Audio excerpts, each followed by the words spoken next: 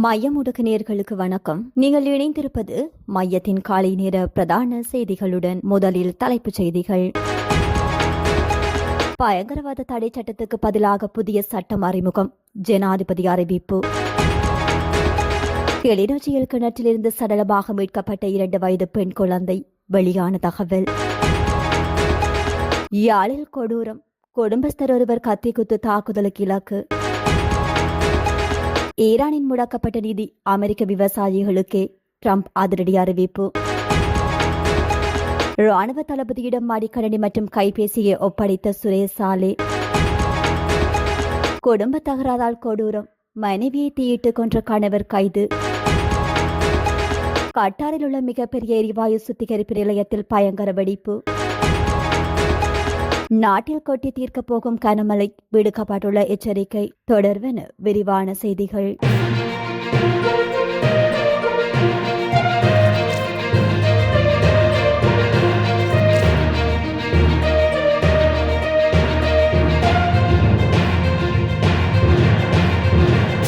பயங்கரவாத தடை சட்டத்துக்கு பதிலாக திட்டமிடப்பட்ட குற்றங்களை ஒடுக்குவதற்கும் பொதுமக்களின் உரிமைகளை பாதுகாப்பதற்கும் புதிய சட்டம் ஒன்று அறிமுகப்படுத்தப்படும் என ஜனாதிபதி அனுரகுமார திசாநாயக்க தெரிவித்துள்ளார். அரசாங்கத்தின் எதிர்கால பாதுகாப்பு மற்றும் சட்ட மறுசீரமைப்புகள் குறித்து கருத்து வெளியிடும் போதே ஜனாதிபதி இதனை வலியுறுத்தியுள்ளார். நீண்ட காலமாக உள்நாட்டிலும் சர்வதேச ரீதியிலும் கடுமையான விமர்சனங்களுக்கு உள்ளாகியிருக்கும் தற்போதைய பயங்கரவாத தடை சட்டத்தை நீக்கிவிட்டு அதற்கு பதிலாக தற்போதைய சமூகத்துக்கு பொருத்தமான வகையில் இந்த புதிய சட்ட கட்டமைப்பு அறிமுகப்படுத்தப்பட உள்ளதாக அவர் குறிப்பிட்டுள்ளார். இதன் மூலம் திட்டமிடப்பட்ட குற்ற கும்பல்களை ஒடுக்குவதற்கும் நாட்டின் சாதாரண குடிமக்களின் மனித உரிமைகள் மற்றும் சுதந்திரத்தை உறுதிப்படுத்துவதற்கும் எதிர்பார்ப்பதாக ஜனாதிபதி மேலும் சுட்டிக்காட்டியுள்ளார்.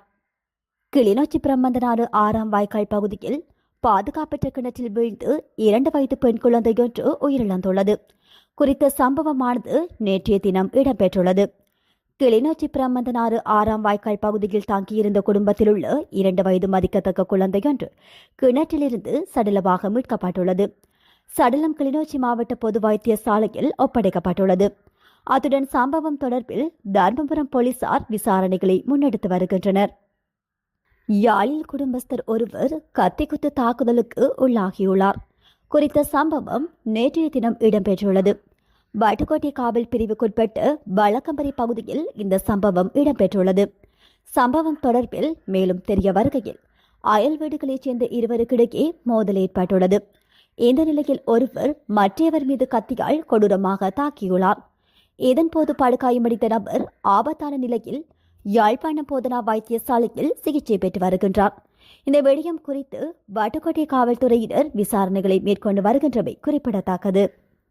ஈரானின் முடக்கப்பட்ட நிதி ஆதாரங்கள் விடுவிக்கப்படும் பட்சத்தில் அந்த பணம் முழுவதையும் அமெரிக்காவிடமிருந்து மட்டுமே உணவுப் பொருட்களை கொள்வனவு செய்ய ஈரான் பயன்படுத்தும் என அமெரிக்க ஜனாதிபதி டொனால்ட் ட்ரம்ப் தெரிவித்துள்ளார். ஊடகங்களிடம் கருத்து தெரிவிக்கும் போதே அவர் இதனை குறிப்பிட்டுள்ளார். இந்த விடயத்திலிருந்து இப்பணம் விடுவிக்கப்படும் பணம் அனைத்தும் ஈரானுக்கு அவசரமாக தேவைப்படும் உணவுப் பொருட்களை வாங்குவதன் மூலம் மீண்டும் எங்களிடமே திரும்பி வரவுள்ளது. அங்கு 91 மில்லியன் மக்கள் உள்ளனர்.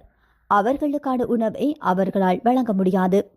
எனவே நாம் தளர்த்தும் இந்த நிதி எங்களது நாட்டு விவசாயிகளுக்கே சென்றடையும் என உறுதியாக தெரிவித்துள்ளார். இருப்பினும் தற்போதைய ஒப்பந்தங்களின் கீழ் அமெரிக்காவிடமிருந்து விவசாய உற்பத்தி பொருட்களை கொள்வனம் செய்ய வேண்டிய எந்தவித கட்டாயமும் தங்களுக்கு இல்லை என்று ஈரானிய மத்திய வங்கியின் ஆளுநர் தெரிவித்துள்ளதாக சர்வதேச ஊடகங்கள் செய்தி வெளியிட்டுள்ளன. டொனால்ட் ட்ரம்பின் இக்கூற்றை ஈரான் தரப்பு மறுத்துள்ளமை இரு நாடுகளுக்கும் இடையேயான புதிய புரிந்துணர்வு ஒப்பந்தத்தின் உள்ளடக்கங்களை நடைமுறைப்படுத்துவதில் உள்ள மாறுபட்ட கருத்துக்களை வெளிப்படுத்தியுள்ளமை குறிப்பிடத்தக்கது. முன்னாள் அரசு புலனாய்வு தலைவர் மேஜர் ஜெனரல் சுரேஷ் சாலே ராணுவத்திலிருந்து ஓய்வு பெற்ற போது தனது மடிக்கணினிகள் மற்றும் கைபேசிகள் உள்ளிட்ட அனைத்து உத்தியோகபூர்வ உடைமைகளையும் ராணுவ தளபதியிடம் முறையாக ஒப்படைத்துள்ளார் என்று அவரது வழக்கறிஞர் சஞ்சீவ வீரவிக்ரம தெரிவித்துள்ளார். 3 ஆண்டுகளுக்கு முன்பு சுரேஷ் சாலே ராணுவத்திலிருந்து விலகிய போது தனது சீருடை குறிப்பேடுகள் மற்றும் உத்தியோகபூர்வ அறிக்கைகள், பாதுகாப்புக்காக வழங்கப்பட்ட துப்பாக்கிகள், வாகனங்கள் மற்றும் அனைத்து டிஜிட்டல் சாதனங்களையும் ராணுவ தளபதியிடம் ஒப்படைத்தார் என்று வழக்கறிஞர் குறிப்பிட்டுள்ளார். இதுகுறித்து குற்றப்புலனாய்வுத்துறை தகவல் அறிய விரும்பினார். ராணுவ தளபதியை வரவழைத்து பொருட்கள் முறையாக ஒப்படைக்கப்பட்டுள்ளனவா என்று விசாரித்துக் கொள்ளலாம். தற்போது நடைபெற்று வரும் எந்தவொரு விசாரணைக்கும் தொடர்புடைய எந்த உபகரணமும் சுரேஷ் சாலைவிடம் இல்லை என்பதை அவர் உறுதிப்படுத்தியுள்ளார். சாலைவிடம் தற்போது ஒரு HP மடிக்கணினியும் 2024 வாங்கப்பட்ட ஒரு iPhone 12 கைபேசியும் காணப்படுவதாக தெரிவிக்கப்பட்டுள்ளது. அவை இந்த விசாரணைகளுக்கு தொடர்புடைய காலத்திற்கு பிறகு வாங்கப்பட்டவை என்றும் வழக்கறிஞர் தெரிவித்தார். மேலும் அந்த சாதனங்களில் சாலிவிக்கும் அவரது மனைவிக்கும் இடையான தனிப்பட்ட உரையாடல்கள் மற்றும் அவரது மகளின் புகைப்படங்கள் போன்ற தனிப்பட்ட தரவுகள் உள்ளன எனவும் அவர் குறிப்பிட்டுள்ளார். இந்த தனிப்பட்ட சாதனங்களின் கடவுச்சொற்களை வழங்காத முடிவு தனியுரிமை மற்றும் தரவு பாதுகாப்பு உரிமையின் அடிப்படையில் எடுக்கப்பட்டுள்ளது என்று வழக்கறிஞர் குறிப்பிடுகின்றார். ஒரு தனிநபரின் எந்தவொரு குற்ற செயலும் உள்ள தொடர்பை உறுதிப்படுத்தாமல் அவரது தனிப்பட்ட தரவுகளையும் குடும்ப தகவல்களையும் பெறுவதற்கு குற்றப்புலனாய்வுத்துறைக்கு சட்டப்பூர்வ உரிமை இல்லை என்றும் அத்தகைய தரவுகளை பெறுவதற்கு நீதிபதியிடம் தெரிவிக்கப்பட்டு முறையான அனுமதி பெறப்பட வேண்டும் எனவும் அவர் சுட்டிக்காட்டினார். கடவுச்சொற்கள் இல்லாமலேயே விசாரணைகளை நடாத்துவதற்கு தேவையான தொழில்நுட்ப வசதிகளை கொண்ட நிறுவனங்கள் இருந்தாலும் தங்கள் கட்சிக்காரர்களின் தனியுரிமையை பாதிக்கும் எந்தவொரு தகவலையும் குற்றப்புலனாய்வுத்துறைக்கு வழங்க மாட்டோம் என சட்டத்தரணி சஞ்சீவ வீர விக்ரம வலியுறுத்தியுள்ளார். மொனராகலை பிப்பிளை பகுதியில் குடும்ப தகராறு காரணமாக தனது மனைவி மீது பெட்ரோல் ஊற்றி தீயிட்டு கொலை செய்ததாக கூறப்படும் குற்றச்சாட்டின் கீழ் பெண்ணின் கணவரை போலீசார் கைது செய்துள்ளனர். குறித்த கைது நடவடிக்கையானது நேற்று முன்தினம் இடம்பெற்றுள்ளது. இந்த கோர சம்பவத்தில் உயிரிழந்த பெண் அதே இடத்திலிருந்து சடலமாக மீட்கப்பட்டுள்ளார். சம்பவத்தில் படுகொலையானவர் 40 வயதுடைய பெண் எனவும் அவர் 2 பிள்ளைகளின் தாய் எனவும் போலீசார் உறுதிப்படுத்தியுள்ளனர். கொலை சம்பவம் தொடர்பில் உயிரிழந்த பெண்ணின் கணவர் உடனடியாக கைது செய்யப்பட்டுள்ளார்.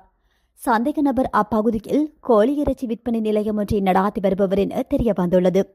மனைவிக்கு தீயிட்ட சந்தர்ப்பத்தில் சந்தேக நபரின் கால்களிலும் எரிகாயங்கள் ஏற்பட்டுள்ளன. இதனால் அவர் தற்போது போலீஸ் பாதுகாப்பின் கீழ் வைத்தியசாலையில் அனுமதிக்கப்பட்டு சிகிச்சை பெற்று வருகிறார் எனவும் போலீசார் தெரிவித்துள்ளனர். நீண்ட காலமாக நிலவி வந்த கடுமையான குடும்ப தகராறு காரணமாகவே இந்த துரதிருஷ்டவசமான படுகொலை அரங்கேறியிருக்கலாம் என போலீசார் சந்தேகம் வெளியிட்டுள்ளனர். இந்த கொடூர சம்பவம் குறித்து பிபிலை போலீசார் தடவியல் அறிவியல் அதிகாரிகளுடன் இணைந்து மேலதிக விசாரணைகளை முன்னெடுத்து வருகின்றனர். கட்டாரின் மிகப்பெரிய இயற்கை எரிவாயு சுத்திகரிப்பு நிலையத்தில் ஏற்பட்ட பயங்கர வெடிப்பு சம்பவத்தில் குறைந்தது 13 பேர் உயிரிழந்ததுடன் 66 பேர் காயமடைந்துள்ளனர். ராஸ் சபோன் தொழில்துறை மண்டலத்தில் அமைந்துள்ள ஃபார்சன் உள்ளூர் எரிவாயு விநியோக ஆலையில் ஞாயிற்றுக்கிழமை இரவு இந்த விபத்து நேர்ந்துள்ளதாக அந்நாட்டு உள்விவகார அமைச்சு தெரிவித்துள்ளது. இந்த வெடிப்பு சம்பவத்தின் வீரியத்தால் ராஸ்லாஃபானில் இருந்து 70 கிலோமீட்டருக்கும் அப்பாலுள்ள மத்திய தோகா வரை ஜன்னல்கள் அதிர்ந்ததுடன் அப்பகுதி வானம் முழுவதும் ஆரஞ்சு நிறமாக மாறியதாக குடியிருப்பாளர்கள் தெரிவித்துள்ளனர். இந்த விபத்து குறித்து கருத்து தெரிவித்த கட்டாரின் எரிசக்தித்துறை அமைச்சராக ஷாத் செரிடா அல் காஃபி, இது முழுக்க ஒரு தொழில்நுட்ப கோளாறினால் ஏற்பட்ட விபத்தை அன்றி நாசவேலையோ அல்லது வெளிநாட்டு தாக்குதலோ அல்ல என்று திட்டவட்டமாக மறுத்துள்ளார். மேலும் இந்த விபத்தினால் நாட்டின் எரிவாயு மற்றும் எந்த வகையிலும் பாதிக்கப்படாது எனவும் உள்ளூர் பயன்பாட்டிற்கு தேவையான எரிவாயு கையிருப்பில் உள்ளதாகவும் அவர் உறுதியளித்துள்ளார். இருப்பினும் ஆலையின் செயல்பாடுகள் மீண்டும் எப்போது தொடங்கும் என்பதை இப்போது கணிப்பது கடினம் எனவும் அவர் குறிப்பிட்டுள்ளார். அவசர பராமரிப்பு பணிகளுக்காக 2025 டிசம்பர் முதல் இந்த ஆலையின் உற்பத்தி முற்றிலும் நிறுத்தப்பட்டிருந்த நிலையில் 2 நாட்களுக்கு முன்னரே மீண்டும் இயங்க தொடங்கியிருந்ததாக அமைச்சர் விவரித்துள்ளார். பலியானவர்கள் விவரம் மற்றும் தூதரக உதவி இந்த விபத்தில் உயிரிழந்து 13 பேரும் இந்தியா மற்றும் பாகிஸ்தான் நாடுகளைச் சேர்ந்து புலம்பெயர் தொழிலாளர்கள் என்பதை அமைச்சர் அல்காவி உறுதிப்படுத்தியுள்ளார். இந்த விடயம் குறித்து தோஹாவில் உள்ள இந்திய தூதரகம் விடுத்துள்ள எக்ஸ் பதிவில் ராஸ் லாஃபோர் தொழில்துறை நகரில் நேற்றிரவு நடந்த துயரமான சம்பவத்தில் உயிரிழந்தவர்களின் குடும்பங்களுக்கு எங்களது ஆழ்ந்த இரங்கலை தெரிவித்துக் கொள்கிறோம் என குறிப்பிடப்பட்டுள்ளது. அத்துடன் காயமடைந்தவர்கள் மற்றும் உயிரிழந்தவர்களின் குடும்பங்களுக்கு தேவையான அனைத்து உதவிகளையும் வழங்குவதற்காக கட்டார் அதிகாரிகளுடன் தொடர்ந்தும் தொடர்பில் இருப்பதாக தூதரகம் தெரிவித்துள்ளமை குறிப்பிடத்தக்கது. சப்ரகமுக மேல் மற்றும் வடமேல் மாகாணங்களிலும் அத்துடன் கண்டி, நுவரெலியா, காலி மற்றும் மாத்தறை மாவட்டங்களிலும் அடிக்கடி மழை அல்லது இடியுடன் கூடிய மழை பெய்யக்கூடும். வளிமண்டலவியல் இன்று விடுத்துள்ள அறிக்கையில் மேற்படி விடயம் தெரிவிக்கப்பட்டுள்ளது. இதன் அடிப்படையில் ஊவா மாகாணத்தின் சில இடங்களிலும் அத்துடன் அம்பாறை மற்றும் மட்டக்களப்பு மாவட்டங்களில் சில இடங்களிலும் பிற்பகல் 2 மணிக்கு பின்னர் மழை அல்லது இடியுடன் கூடிய மழை பெய்யக்கூடிய வாய்ப்புகள் காணப்படுகின்றன. மத்தியமலை பிராந்தியத்தின் மேற்கு சரிவுகளிலும் வடக்கு வடமத்திய வடபேல் மற்றும் தென் மாகாணங்களிலும் அத்துடன் திருகோணமலை மாவட்டத்திலும் மணித்தியாலத்திற்கு 30 தொடக்கம் 40 கிலோமீட்டர் வேகத்தில் அடிக்கடி ஓரளவு பலத்த காற்று வீசக்கூடும். புத்தளம் தொடக்கம் கொழும்பு காலியூடாக மாத்தறை வரையான கடல் பிராந்தியங்களில் பல இடங்களில் மழை அல்லது இடியுடன் கூடிய மழை பெய்யக்கூடும் என எதிர்பார்க்கப்படுகிறது. இத்துடன் மையத்தின் காலை நேர பிரதான செய்திகள் நிறைவு பெறுகின்றன. நன்றி.